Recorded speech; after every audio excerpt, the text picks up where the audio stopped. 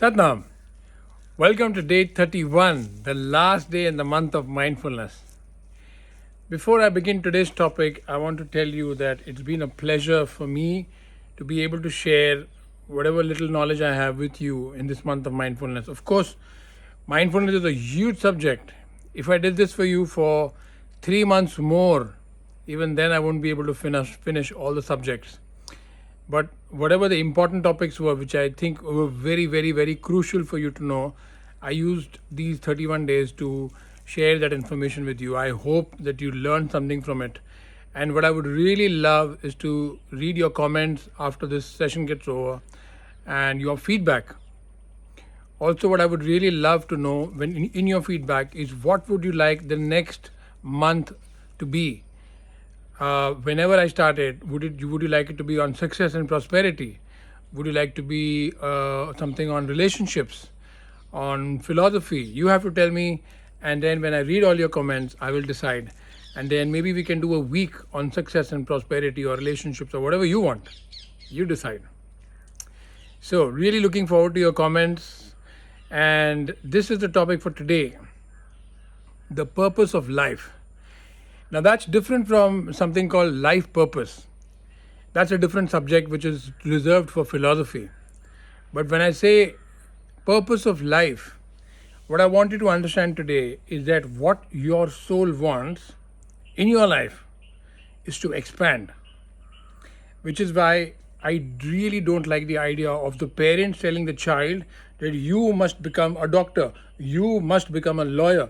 I don't like that idea because the consciousness of that child is something which is an individual entity. And that consciousness wants to expand, it wants to grow. So when you tell the child that you should do this or you should do that, and this is what you should be and this is what you should not be, you are crushing the soul of the child. I'll give you an example. I was having lunch with this beautiful couple in Berlin, and we've just recently met, and in fact, that was the first meeting. And when I was talking to the guy, he was telling me what a big lawyer he is, what a famous lawyer he is, and all of that.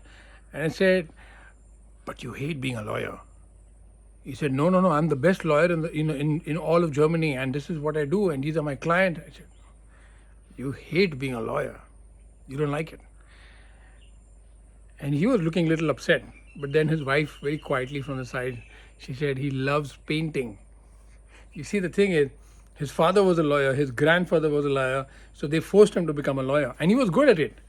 But his life, his soul was crushed because he really wanted to paint. So, what I want to tell you is that your soul wants to expand, your consciousness wants to expand, and the only way it does, the purpose of your life that helps in this expansion of the soul is wisdom. The wiser you become, the more your soul expands. And please don't misunderstand wisdom with knowledge. They're not the same thing. Wisdom is something which expands your aura, it expands your soul, it expands your consciousness. Knowledge is just understanding a particular topic, a particular subject, and becoming a master at it. There's no value for me. What I want to tell you now is that there are 3 ways to the path of wisdom. Only 3 that I know of. One is spending your time in the company of wise people. My friends always, from the time I was 15 years old, have always been at least 15, 20 years older than me. At least. I've had friends who have even been 30, 40 years older than me. And that's the way I have grown, because spending time in the company of people like that, and it's not that they're just older than me, they are wise people. I've chosen my friends with a lot of care. These are people I could learn a lot from. In fact, there is this lovely joke. Sorry, I'll just put this on mute.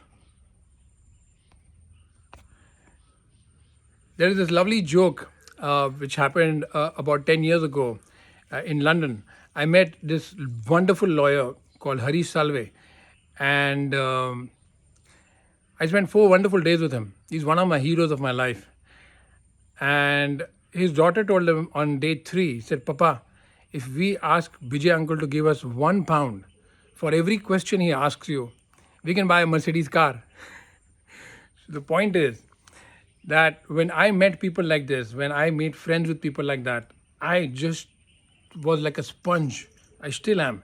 I just take as much information, knowledge, wisdom as I can from them. So, 3 steps to the path of wisdom. First, spending a time in the company of wise souls. Second path to wisdom, traveling. When I tell you I've been to 65 countries, please understand 65 different countries, but London 25 times, Dubai 20 times, Thailand 15 times, Paris 15 times. Just imagine how much I've traveled. Every time you travel, your consciousness, your expands, your aura grows. And one wonderful sentence that I'll tell you about traveling is that the whole idea of going to a foreign country where you don't know the people, you don't know the food, you don't know the language, you don't know the roads, you don't know anything, is to lose yourself so that you find yourself. You find out who you really are. So, point number 2, traveling. Point number 3, reading. So there was a time when I had a collection of thousands of books, like my library was massive. And I proudly say that I'm illiterate. I didn't study college. I didn't pass beyond 12 standard. I thought it was a waste of time. And all the information, knowledge that I wanted on the subjects that were dear to me, that's what I learned. That's how I grew.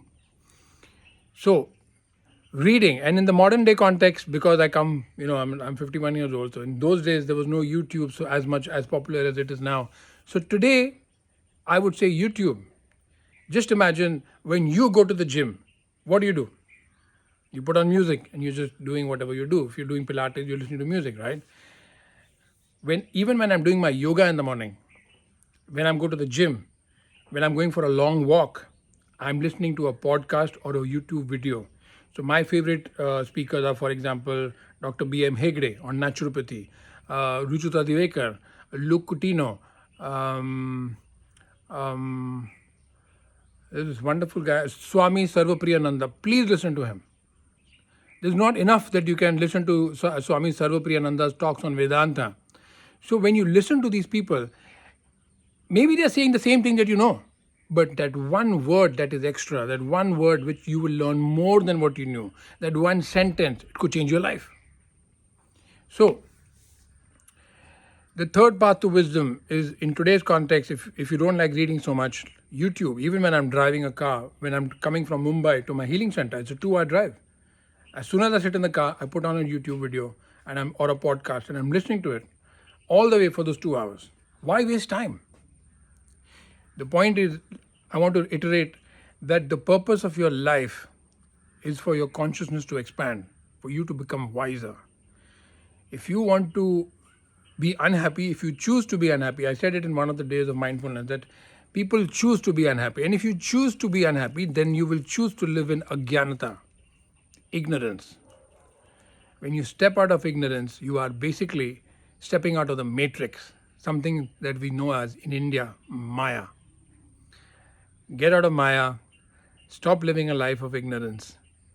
You will understand the real meaning of heaven, happiness, joy in this world. It comes with wisdom. Again, I'm repeating you. It comes with wisdom. Expand your consciousness. Be happy, be healthy. And I will see you for the next workshop, whatever that might be. Again, I'm waiting for your comments, what you would like it to be. Whatever you tell me, I will do it. I am here to serve you.